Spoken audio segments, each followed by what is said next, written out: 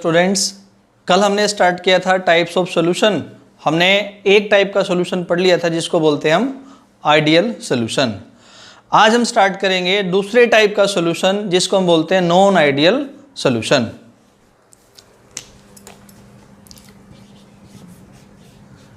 क्या नाम है इसका? Non ideal solution.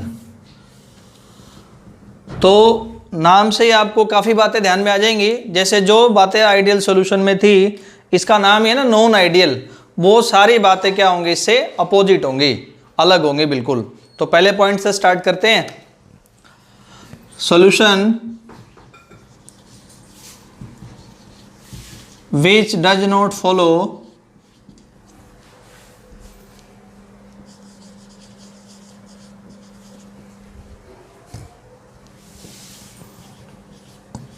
Raoult's law, यानी जो सॉल्यूशन राउल्स लॉ को फॉलो नहीं करेगा वो कैसा सॉल्यूशन होगा? Non ideal solution. समझने के लिए देखते हैं इसको। जैसे मान लो मैंने सॉल्यूट पे राउल्स लॉ को अप्लाई किया तो ऐसा फॉर्मूला बनेगा, vapour pressure of solute equal to mole fraction multiplied by the vapour pressure in pure state. लेकिन क्योंकि राउल्स लॉ को फॉलो नहीं करेगा तो सॉल्यूट पे भी लागू नहीं होगा, यानी vapour pressure of solute is not equal to according to the Raoult's law. Same ऐसे बच्चों सॉल्वेंट के लिए not equals to Raoult's law.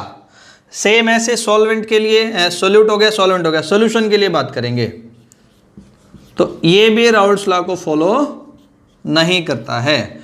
ऐसे सॉल्यूशन को बोलते हैं, एक लाइन में समझना हो तो, नॉन आइडियल सॉल्यूशन। तो जैसे आपके माइंड में ये डाउट होगा कि सर राउल्स लॉ के according vapour pressure of solution इनके इक्वल नहीं होगा तो फिर क्या होगा? तो या तो राउल्स लॉ से जो वेपर प्रेशर हम फाइंड करते हैं वैल्यू उससे ज़्यादा होगी या वैल्यू उससे कम होगी, उसको देखेंगे अभी। अगली बात, नॉन आइडियल सॉल्यूशन में बाहर से ला करके अगर हम कोई भी कंपोनेंट ऐड करते हैं तो नॉन आइडियल सॉल्यूशन के अंदर वॉल्यूम का चेंज भी होता है, मीन्स वॉल्यूम इंक्रीज हो सकता है या वॉल्यूम डिक्रीज हो सकता है, एक बात। दूसरी बात, नॉन आइडियल सॉल्यूशन में अगर बाहर से हम कोई भी कंपोनेंट ऐड करेंगे तो इसी तरीके से वहाँ एंथैल्पी का चेंज भी होगा, मतलब एंथैल्पी डिक्रीज भी हो सकती है और एंथैल्पी इंक्रीज भी हो सकती है। यानी नॉन आइडियल सॉल्यूशन में वॉल्यूम का चेंज भी होगा और एंथैल्पी का चेंज भी होता है। तो अगली बात लिखते हैं इसमें, इन नॉन आइडियल सॉल्यूशन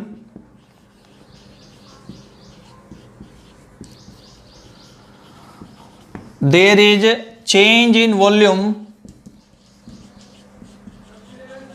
मतलब ये हो जाएगा कि delta V is not equal to 0 and change in enthalpy means delta H is not equal to 0 takes place upon addition of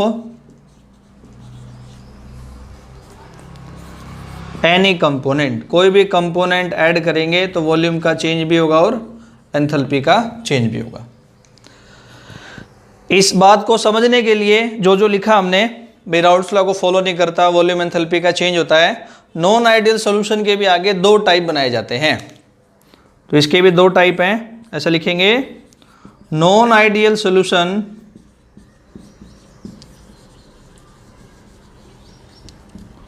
further has two types. पहला टाइप है non ideal solution showing positive deviation.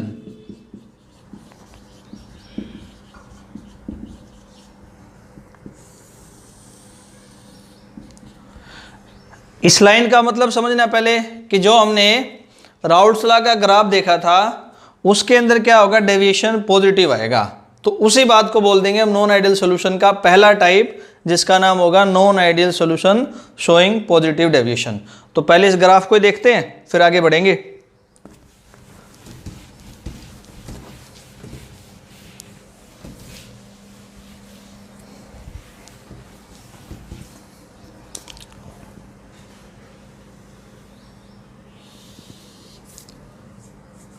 ऐसा हमने Raoult's law का कुछ graph पढ़ा था।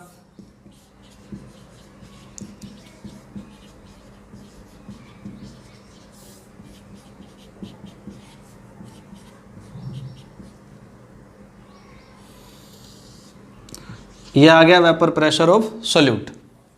Same ऐसे ही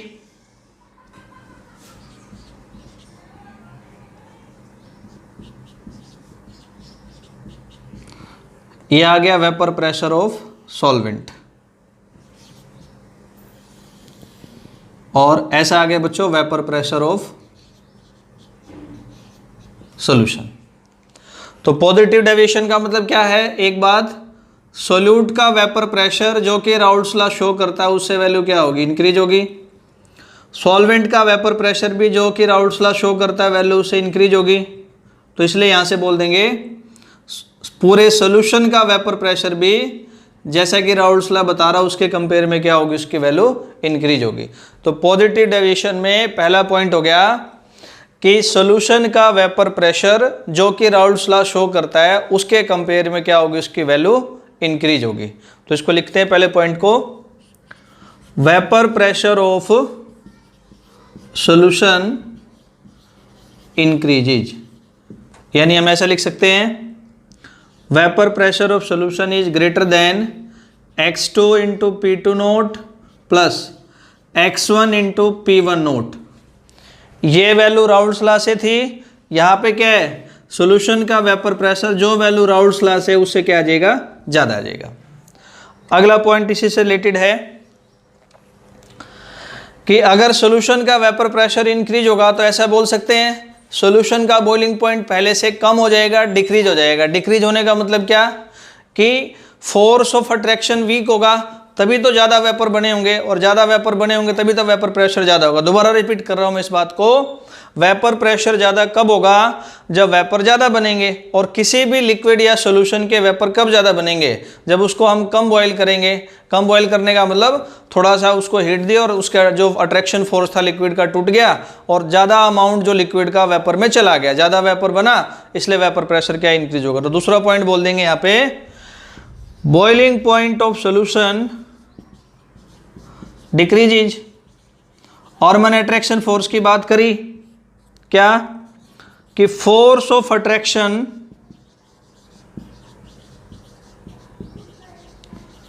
between solute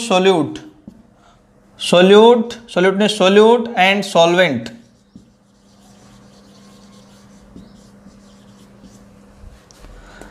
becomes less than force of attraction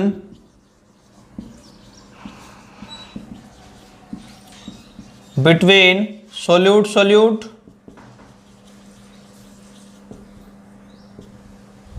and solvent. Attraction weak होगा तब जाकर के बॉइलिंग पॉइंट डिक्रीज होगा। आइडियल सोल्यूशन में था कि अट्रैक्शन सोल्यूट सॉल्वेंट का बिल्कुल इक्वल होता है, कि जैसा इंट्रैक्शन सोल्यूट या सॉल्वेंट के बीच में लगता है, बट इधर क्या है? अट्रैक्शन पहले से वीक हो जाता है। तो तीन बातें हो गई कि वेपर प्रेशर राउल्ट्स लॉ के कंपेयर में इंक्रीज होगा। वेपर प्रेशर इंक्रीज होने का मतलब क्या है? बॉइलिंग पॉइंट डिक्रीज होगा। बॉइलिंग पॉइंट लिक्विड का सॉल्यूशन का कब डिक्रीज होगा? जब वहाँ मॉलिक्यूल्स के बीच में लगने वाला अट्रैक्शन फोर्स क्या हो जाएगा? पहले से वीक हो जाएगा, कम हो जाएगा। अट्रैक्शन बोल सकते हैं, इंटरेक्शन बोल सकते हैं। कुछ चीजें और, जैसे बताया था ना कि नॉन आइडियल सॉल्यूशन में एंथैल्पी का चेंज जीरो नहीं होता है, तो इसलिए यहाँ पे एंथैल्पी का चेंज क्या आएगा बच्चों? पॉजिटिव डेविएशन में पॉजिटिव, और ऐसे ही वॉल्यूम का चेंज भी क्या आता है? इसमें पॉजिटिव आता है। एग्जाम्पल लिखना हो नॉन आइडियल सोल्यूशन का, तो कार्बन डाइसल्फाइड के साथ हो सकता है आपका एसीटोन, एसीटोन के साथ इथाइल अल्कोहल, दूसरा एग्जाम्पल। ऐसे हो सकता है बच्चों इथाइल अल्कोहल साथ में वाटर,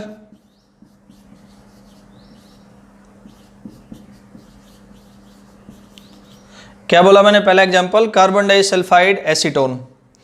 यानी जो अट्रैक्शन एसीटोन एसीटोन के बीच में है या कार्बन डाइसल्फाइड के एक मॉलिक्यूल्स का दूसरे मॉलिक्यूल के साथ है, जब ये दोनों जुड़ते हैं आपस में सॉल्यूशन बनाने के लिए, कौन, कार्बन डाइसल्फाइड और एसीटोन, तो अट्रैक्शन फोर्स, इंटरेक्शन फोर्स पहले से वीक हो जाती है। ऐसे दूसरा एग्जांपल हो गया एसीटोन के साथ इथाइल अल्कोहल, तीसरा हो गया बच्चों इथाइल अल्कोहल के साथ वाटर। तो ऐसा ये आपका पहला टाइप है non ideal solution with positive deviation.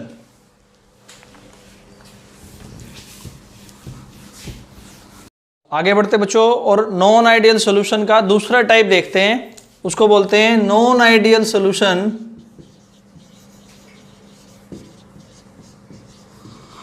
Showing negative deviation.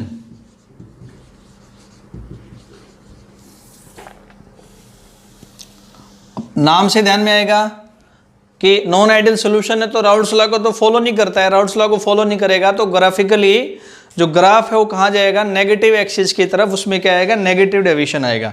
तो पहले ग्राफ बनाते हैं, बाकी बातें अपने आप उससे ध्यान में आ जाएंगी। ग्राफ क्या है देखते हैं। तो जैसे अभी थोड़ी देर पहले बनाया था बच्चों, राउल्ट्स लॉ का ग्राफ बनाएंगे पहले हम।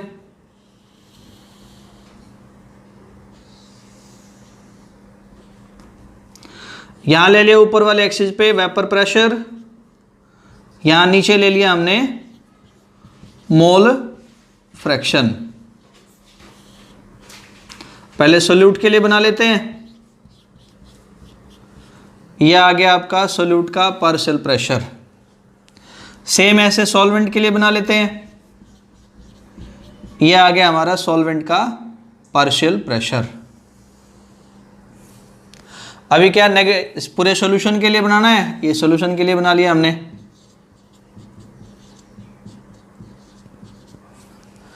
नेगेटिव डेविएशन में ग्राफ मैंने कहा ना नीचे जाएगा, ये गया नीचे नेगेटिव एक्सिस की तरफ ग्राफ की भाषा में, ये गया सोल्यूट सॉल्वेंट सब में। सेम यही सॉल्यूशन के लिए। तो पहली बात समझ आ गई कि सॉल्यूशन का वेपर प्रेशर जैसा कि राउल्ट्स लॉ शो कर रहा है, नेगेटिव डेविएशन होने की वजह से, नेगेटिव डेविएशन बता रहा है, उससे क्या हो जाएगा, डिक्रीज हो जाएगा। तो पहला पॉइंट क्या बोलेंगे या पहली बात क्या बोलेंगे नॉन आइडियल सॉल्यूशन के बारे में बच्चों, वेपर प्रेशर ऑफ सॉल्यूशन क्या होगा, decreases as shown by Raoult's law. Vapour pressure solution का डिक्रीज होगा जैसा कि राउल्ट्स लॉ शो करता है। तो ऐसा लिखेंगे PS is less than x2 into P2 note plus x1 into P1 note. बोल सकते हैं राउल्ट्स लॉ से क्या हुई, सॉल्यूशन के वेपर प्रेशर की वैल्यू डिक्रीज हुई। तो ऐसे हम सोल्यूट के लिए भी बोल देंगे P2 is less than x2 into P2 note, same P1 is less than x1 into P1 note. ये बात भी इसमें जोड़ सकते हैं। अगली बात इससे रिलेटेड है, क्योंकि यहां बोला गया कि सॉल्यूशन का वेपर प्रेशर क्या हुआ, डिक्रीज हुआ, यानी जो सॉल्यूशन है उसके वेपर कम बनेंगे। वेपर कब कम बनते हैं, जब लिक्विड जो है या जो सॉल्यूशन के पार्टिकल्स हैं उनके बीच में अट्रैक्शन फोर्स स्ट्रांग हो जाएगी, तभी तो उसके वेपर कम बनेंगे, और वेपर कम बनेंगे तब जाकर के वेपर प्रेशर क्या होगा, लो होगा। तो अगली बात क्या जोड़ देंगे, force of interaction between solute and solvent. क्या बोला मैंने, force of interaction between solute and solvent becomes more than, vapour कम बने ना, becomes more than interaction between solute and solvent.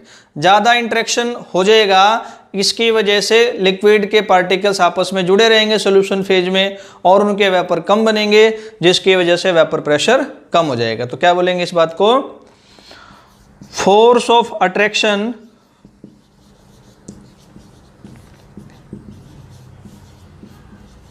Between molecules of solute and solvent becomes more than force of interaction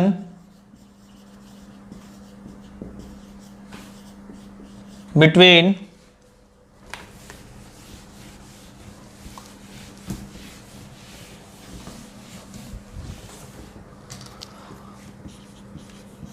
solute AA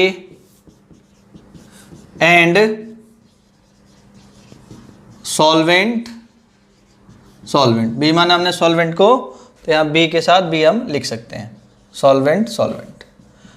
यानी बच्चों non ideal solution के दोनों type पढ़ते हुए ये तो समझ में आ ही गया कि आइडियल सॉल्यूशन में force of interaction between solute and solvent equal था जैसा फोर्स ऑफ इंटरेक्शन सोल्यूट या सॉल्वेंट में लगता है। लेकिन यहाँ क्या है, अगर पॉजिटिव डेविएशन है तो फोर्स ऑफ इंटरेक्शन सॉल्वेंट के बीच में सोल्यूट या सॉल्वेंट से वीक हुआ, और अगर नेगेटिव डेविएशन है तो वो इंटरेक्शन स्ट्रॉन्ग हो गया, पहले से ज़्यादा हो गया, ऐसा बोल सकते हैं।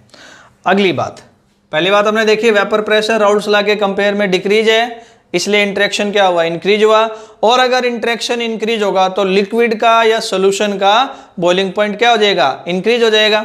सिंपल सी बात है, अगर लिक्विड के वेपर नहीं बनते हैं, अट्रैक्शन उसके पार्टिकल में स्ट्रॉन्ग है, तो उस लिक्विड का क्या होगा, बॉइलिंग पॉइंट क्या होगा, हाई होगा। तो अगली बात बोलेंगे बॉइलिंग पॉइंट ऑफ सोल्यूशन क्या हो जाएगा बच्चों, इंक्रीज हो जाएगा। बॉइलिंग पॉइंट यहाँ क्या होगा, इंक्रीज होगा। यहाँ पे एंथैल्पी का चेंज नेगेटिव होगा, क्योंकि होना ही है नॉन आइडियल सॉल्यूशन में चेंज। ऐसे ही बच्चों वॉल्यूम का चेंज भी क्या होगा, नेगेटिव होगा। इसका एग्जाम्पल हो जाएगा जैसे HCl के साथ वाटर, एक एग्जाम्पल, HNO3 के साथ वाटर, दूसरा एग्जाम्पल। ऐसे बच्चों क्लोरोफॉर्म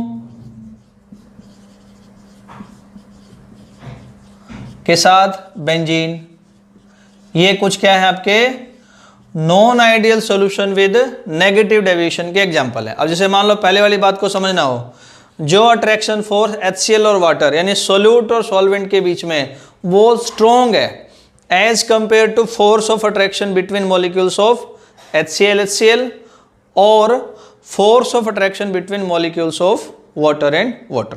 तो ऐसे बच्चों ये नॉन आइडियल सॉल्यूशन के आपके दोनों टाइप्स क्या होते हैं, कंप्लीट होते हैं। एक दो इनके क्वेश्चंस देखते हैं।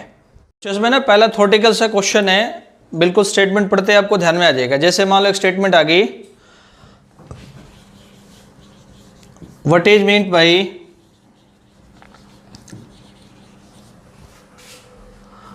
Positive and negative deviation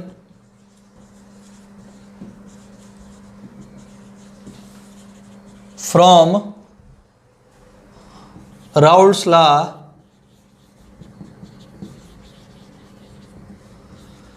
and give the sign of delta H for these deviations। ये जो डेविएशंस है इनके लिए डेल्टा एच का साइन भी बताना है। तो स्टेटमेंट को समझना है। राउल्ट्स लॉ से पॉजिटिव डेविएशन का मतलब क्या है, non ideal solution with positive deviation, और राउल्ट्स लॉ से नेगेटिव डेविएशन का मतलब क्या है, non ideal solution with negative deviation. क्योंकि जो राउल्ट्स लॉ को फॉलो करता हो तो क्या है, आइडियल सॉल्यूशन है, बोल देंगे। यानी पॉजिटिव डेविएशन वाले का आंसर क्या आ जाएगा बच्चों, non ideal solution with positive deviation. बाकी जो बातें मैंने अभी पढ़ाई है सारी, कि सोल्यूशन का वेपर प्रेशर इंक्रीज होगा, बॉइलिंग पॉइंट डिक्रीज हो जाएगा, इंटरेक्शन डिक्रीज होगा, ग्राफ, वो सारा इसके अंदर लिखना। ऐसे ही नेगेटिव डेविएशन का मतलब क्या, non ideal solution with negative deviation. ये राउल्ट्स लॉ से पॉजिटिव नेगेटिव डेविएशन का मतलब है। इस नेगेटिव डेविएशन में वही बातें सारी, सॉल्यूशन का वेपर प्रेशर डिक्रीज होगा, बॉइलिंग पॉइंट इंक्रीज होगा, फोर्स ऑफ इंटरेक्शन पहले से क्या होगा, इंक्रीज होगा। ये सब इसके अंदर डिटेल में लिखना है। जब आप लिखेंगे तो डेल्टा एच क्या आएगा, पॉजिटिव डेविएशन के लिए पॉजिटिव आ जाएगा, और ऐसे नेगेटिव डेविएशन के लिए क्या आएगा, डेल्टा एच आपका नेगेटिव आ जाएगा। तो इस तरीके से क्वेश्चंस को सोच करके आपने इसमें करना है, थ्योरेटिकल क्वेश्चन बनते हैं। ठीक।